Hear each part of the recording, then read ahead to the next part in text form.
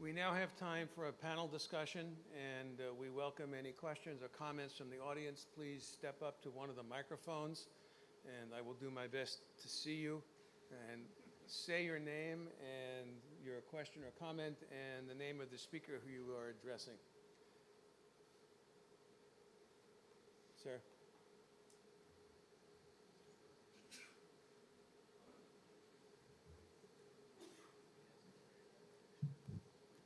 Thank you very much for very interesting talks this morning, which I enjoyed it very much.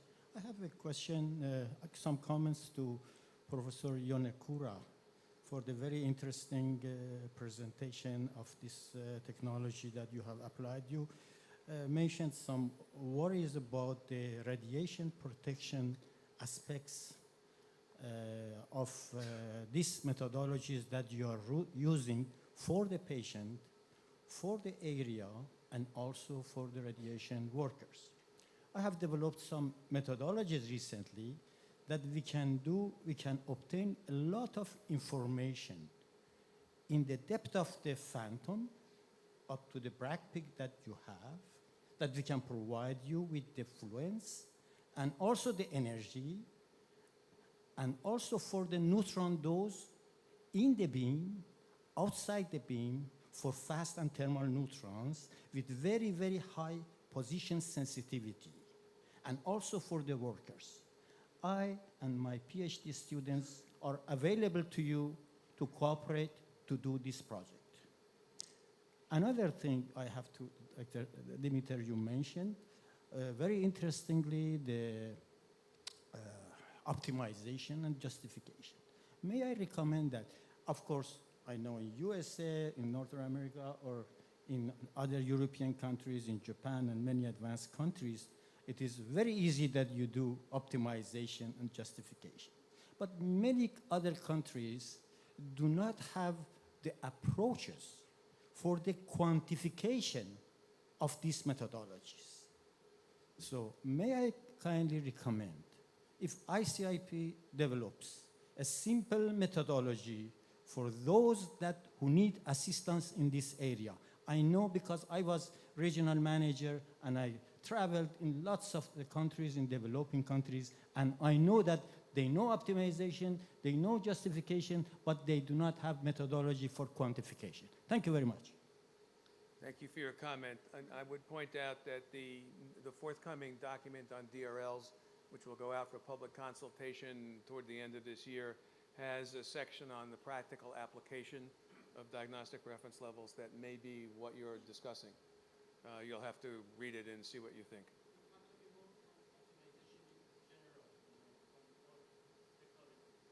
Thank you for your comment. Any other comments, sir?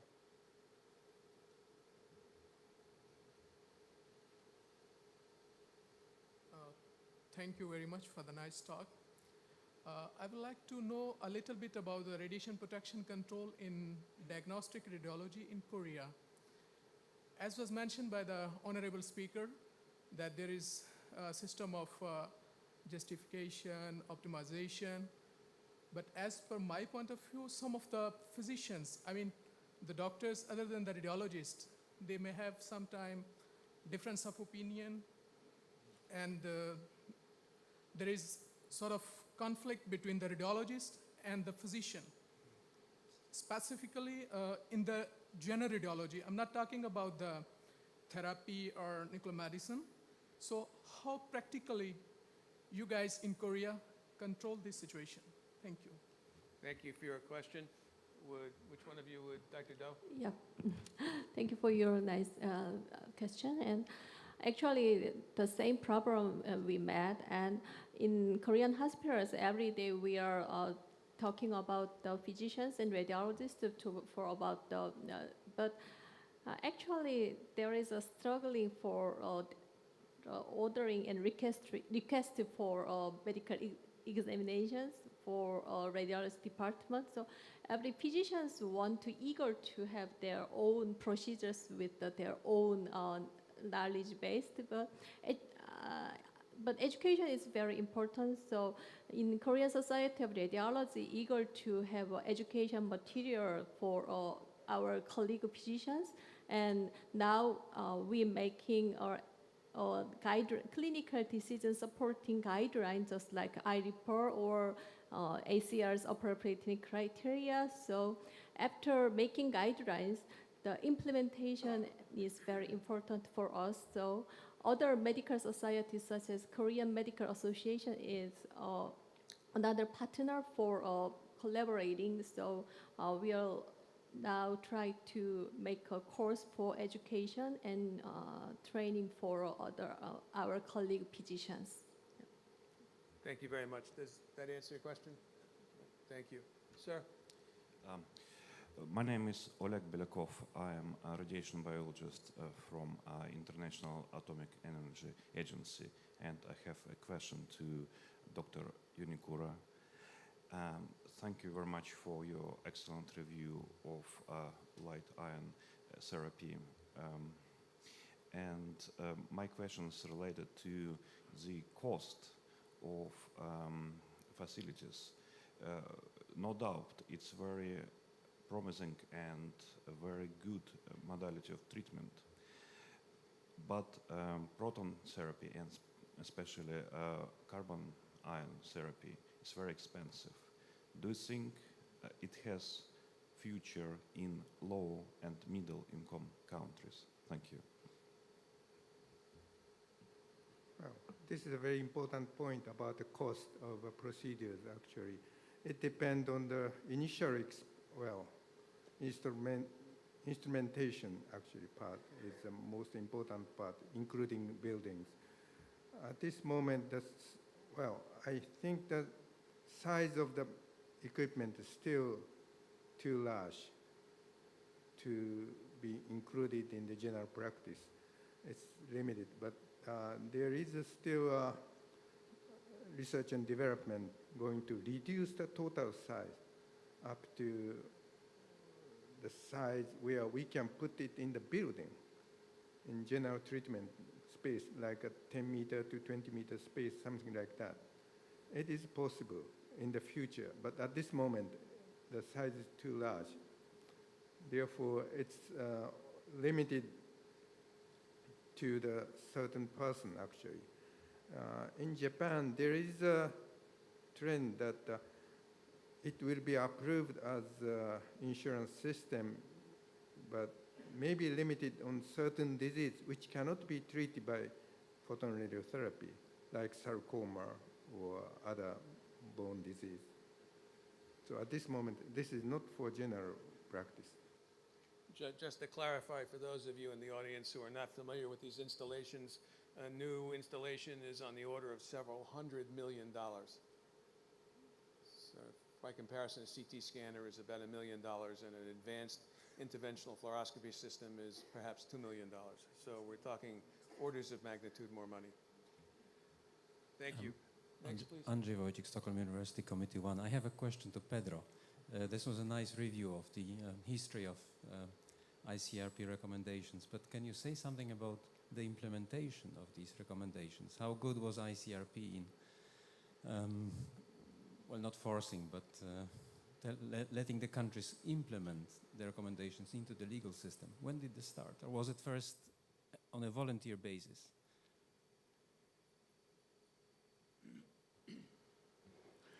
Certainly, ICRP provides recommendations, no standards, and therefore they are not mandatory.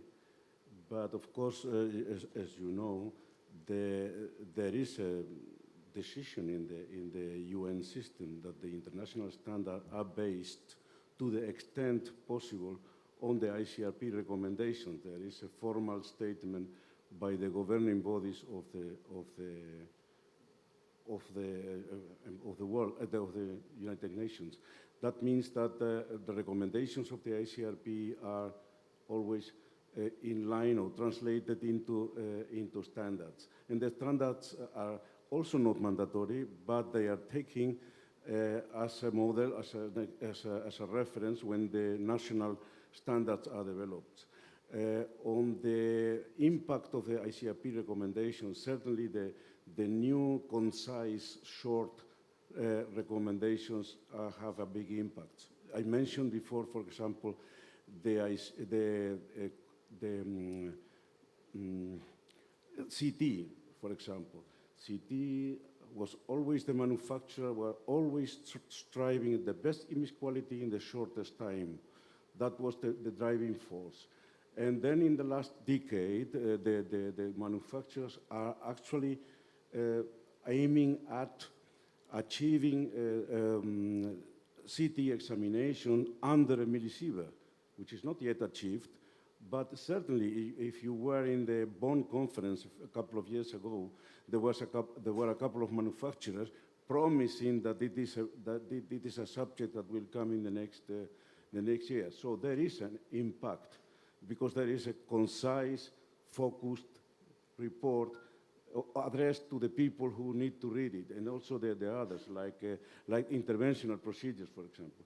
Or the cardiology, you can be pretty sure that cardiologists will read this report, but may not read previous comprehensive reports. So I believe that there is a major impact, not, as I said, not measurable.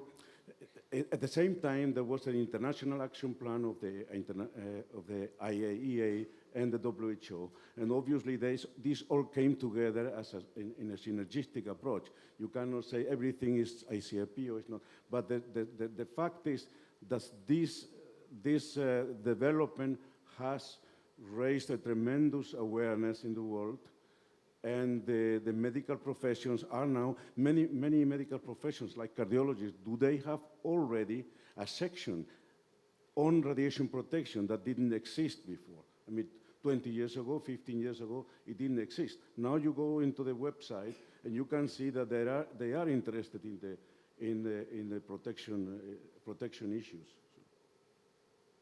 Thank you. We'll go here and then here. Yeah, Wolfgang Dörr, University of Vienna. I also have a comment on ion therapy.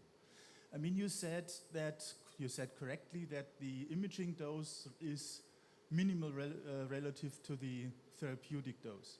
But you also said that the therapeutic dose is highly conformal to the target volume.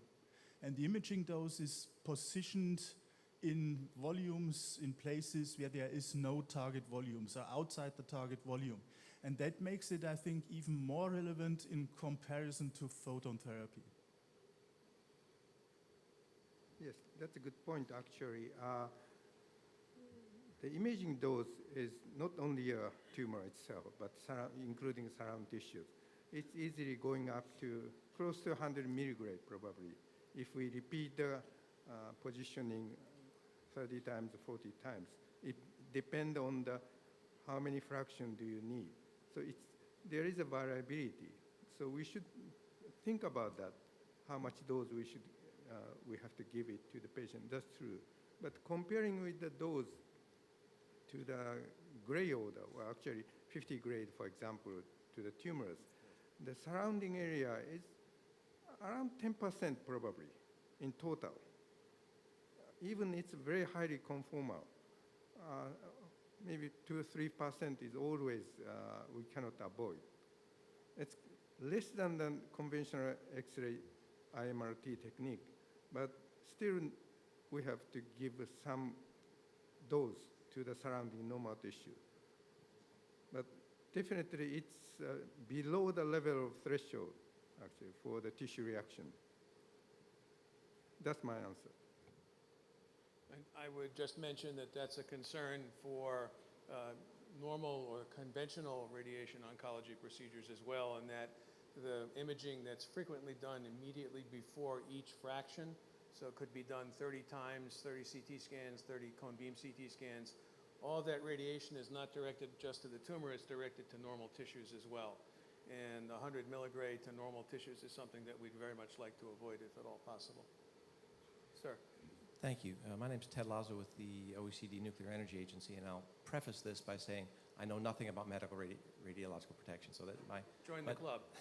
But from the context of operational radiation protection, one of the tools that's been extremely useful in managing exposures in occupational settings is dosimetric information. And I know one of Dr. Dementer in particular mentioned dose passports. So my question is, what's the view in general of dose management and dose recording and using dosimetry, patient doses, as a tool for managing their risks in a certain sense. Is there a governmental approach? Is there a clinical approach with the hospital? Is it part of clinical audits? Is it something that's being considered as important or not? Because in other aspects of radiological protection, understanding what a person's dose is critical to understanding how to manage it. Did you want to direct that to anybody in particular? Well, Dr. Dementer mentioned dose passports, but in particular, our Korean colleagues, is there anything in their hospital procedures or in their national regulation and processes that would address that sort of an issue? Dr. Demeter first, and then perhaps... Sure. In the Canadian context, nuclear medicine is regulated federally through the Canadian Nuclear Safety Commission, and radiology is regulated provincially through the provincial governments. And I know of no consistent regulation or standard to look at dose profiles across similar fleets of equipment for similar indications, which you'll hear more about diagnostic reference levels later. I suspect it'll feed into that. But so it's done on an ad hoc basis, essentially, and through almost like an audit kind of program, in addition to all of our equipment needing to be seen by a medical physicist and making sure it's working within specifications. But the actual looking at whether 15 CTs operate similarly for similar indications is not legislated or regulated in the Canadian setting. But that's part of the purpose of Canada Safe Imaging, which I showed you, is to try to create some kind of national guideline for healthcare systems to do that. I guess I was actually talking about individual patient dosimetry on an individual's dose passport. No, we do not do well. Every patient who's imaged on one of the images on the PAC system is their dose profile, so that is recorded. But we don't do patient dose registries in the Canadian system, and I think they're moving more to a more at the first cut to a more administrative dose profile on the equipment in general versus down to the individual level. Some jurisdictions have moved to individual levels, but not in the Canadian setting. Yeah, I'll ask the situation of Korea. In Korea, the reporting system of the dose is very much diverse, equipment by equipment. And first, for CT scanning, maybe 50 more % of the CT scanners automatically generated those report sheet. So, maybe and half of the hospital used those report sheet for control of those recording system, but not yet collected as an individual. I mean that the cumulative dose tracking is not accepted in Korea, but every procedure tracking is very important thing for those tracking. So CT scan is that's so problematic because every new scanners have those report sheet automatically generating. But we have a problem with the fluoroscopy and general radiography machine because even in my hospital, in Asa Medical Center, is a tertiary hospital, but we have some equipment is not revealing those information directly. In that case, Korean FDA and KSR make a lookup table for estimating those for general radiograph or mammography, but it's just estimating, so the gap is very high, and so it's not exact value, but lookup table is very helpful for quality control of each hospital or each clinic. So we are now providing a DAP method for fluoroscopy machine, but for it's somewhat expensive for every hospital to have a DAP method. So the hospital's quality control assurance system is now have a problem for that kind of cost problem. And for government regulation, as my lecturer already said that Korean government has a two regulation act. One is for a technical aspect of the X-ray machines, include all X-ray machine and MRI, mammography and CT scan. but it's just a technical factor. And for CT scan and mammography scan, we have an inspection system for both the technical factor and the imaging quality factor also. So the ideal thing is every hospital has their own quality control, but some portion, the Korean government has a regulation for those control system, manage those control system now. Thank you. I would just point out in the United States, as you might expect, it's a very complicated method and a complicated system. Radiation use as part of the practice of medicine is regulated by the individual 50 states, except for mammography, which is regulated by the federal government under the Mammography Quality Standards Act. And the newer CT and radiography equipment and fluoroscopy equipment is all capable of generating radiation dose metrics and exporting them automatically in a format called a radiation dose structured report, or the short version RDSR. And the technology is not yet widely available to accumulate those RDSRs and evaluate them individually. But we need to bear in mind that we do not expect the dose for everybody to be the same for every examination. And I don't want to embarrass you, Dr. Do, but if you'll be kind enough to come up and stand next to me for just a minute. Dr. Do, would you please come over here? Dr. Do and I are each going to go get a CT scan. If we get the same radiation dose, either I'm not getting enough or she's getting too much. Yep. Thank you. Sir. Yeah, just a question to Dr. Yonekura, and just for the curiosity, heavy ion beam therapy been operating since 1994, right? For more than 20 years. And I heard, it's kind of rumor, but there is no secondary cancer observed. And it's a very interesting question to be asked for the higher rate radiation and its carcinogenicity and so forth. And do you have any intention to have a follow-up of these kind of secondary cancer? Well, that's an interesting but difficult question to answer, actually. In the conventional radiotherapy, so-called secondary cancer is very specific character, such as sarcoma, very unusual cancer. But the question right now is whether that's such a modern radiotherapy is we are worrying about the effects of low dose, very low dose level radiation in wide range of body, which may cause usual cancer, common cancer.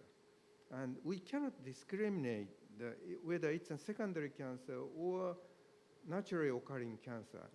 So we need a large statistical analysis to answer your question, and we don't have enough data, but we are trying to record a follow-up to all patients as much as possible. So that may answer your question in the future. Thank you. Ma'am? Next? Yes. Yes. Cantone Marie Claire from University of Milano, Italy. My question regards the ion beam radiotherapy, and the question is if you have the chance to use the failure mode and effect analysis as indicated in ICRP 112 regarding the reduction of risk and accidents. And in case, what is your judgment regarding this kind of technique? Because we have a lot of discussion on the utility or not, if this approach, failure mode and effect analysis, depends on the staff, on the specific procedure you use, and so on. Your idea.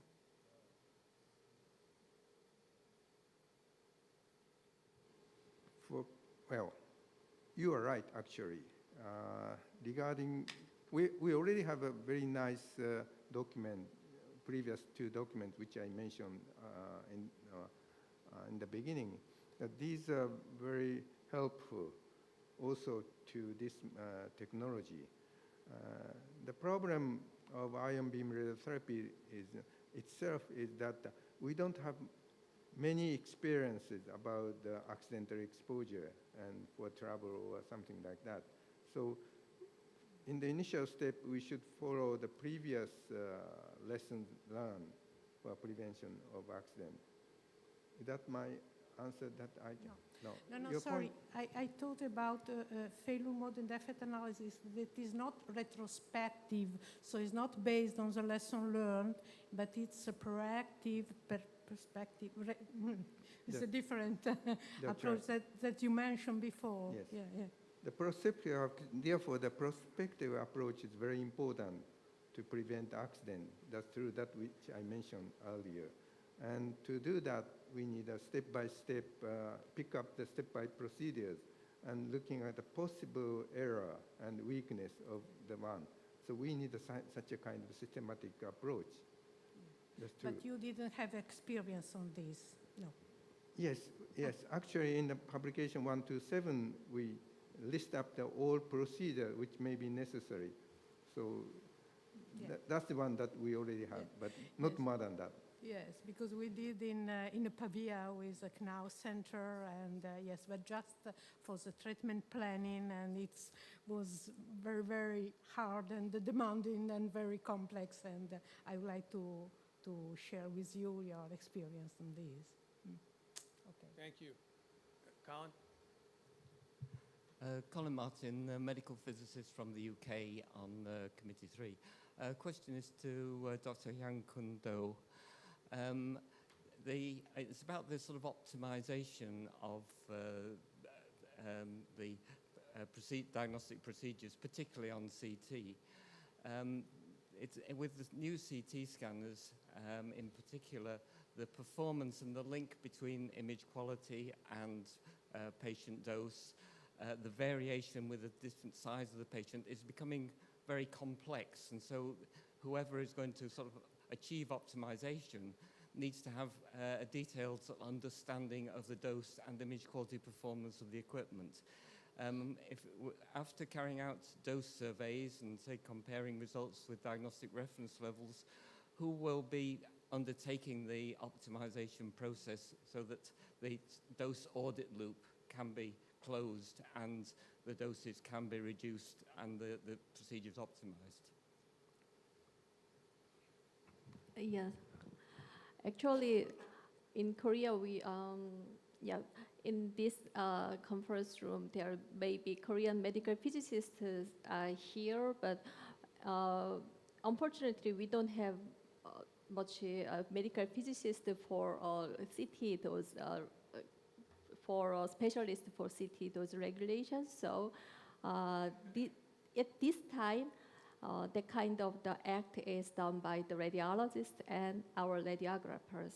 And in hospital base, it is very hard for optimize that kind of protocol with the hospital only. So our society is making guideline and technical standard for the kind for optimization. We provided the material to each hospital, but it's very hard for us. So actually, I show an example.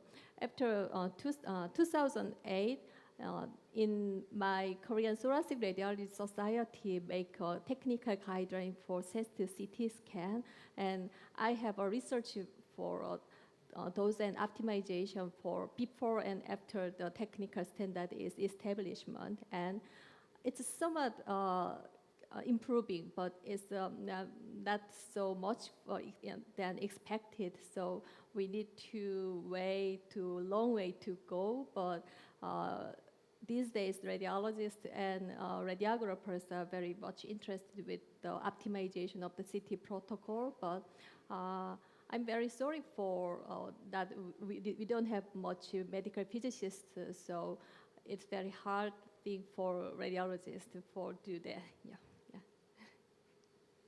Thank you. We're almost out of time. Last question, please. Okay, last question. Thank you. I'm Mohammad Afzal, a student of King's Sky's Master Program. My question goes to Dr. Hyun again.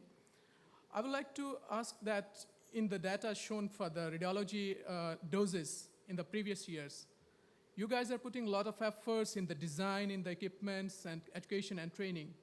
But still, the data of the doses is showing some increasing trend.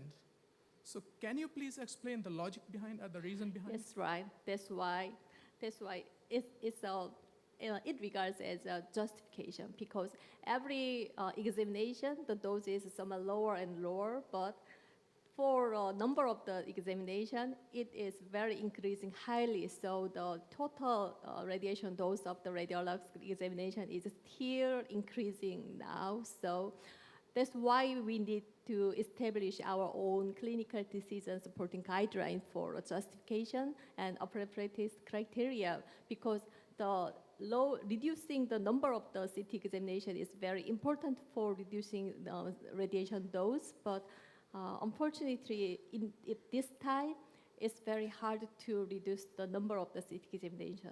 Actually, it's increasing now. Yeah. So you're actually increasing you're just calculating the cumulative doses, not the dose per person. Dose per person is each time the dose is decreasing, but I mean that not cumulative, but the total number of the CT examination is increasing now. Yeah. Thank you. Thank you for your question. Dr. Kim and I would again like to express our appreciation to all 5 of our speakers this morning for excellent, excellent jobs. Thank you very much.